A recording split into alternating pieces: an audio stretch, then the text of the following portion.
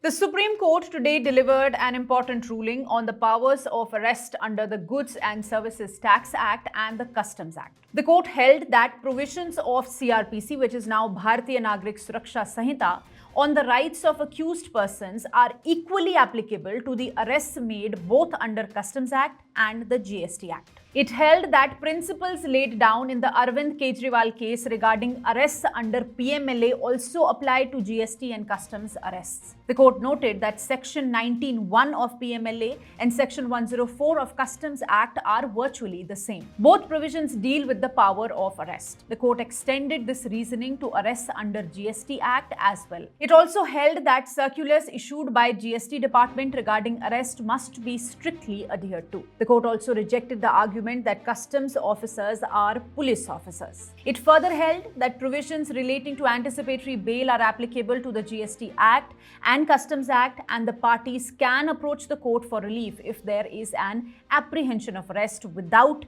the FIR being registered. A bench of Chief Justice of India Sanjeev Khanna and Justices M.M. Sundaresh and Bela M. Trivedi made these observations while delivering the verdict in a batch of 279 petitions challenging the penal provisions in the Customs Act, CGST and SGST Act, etc. A bench of Chief Justice of India Sanjeev Khanna and Justices M.M. Sundaresh and Bela M. Trivedi made these observations while delivering verdict in a batch of 279 petitions challenging penal provisions in Customs Act, CGST, SGST Act, etc. as non-compatible with CrPC and the Constitution. There are two judgments delivered, one by CJI Khanna and a concurring judgment by Justice Trivedi. Justice Trivedi's judgment deals with the powers of judicial review. To read the judgment in detail, please visit livelaw.in.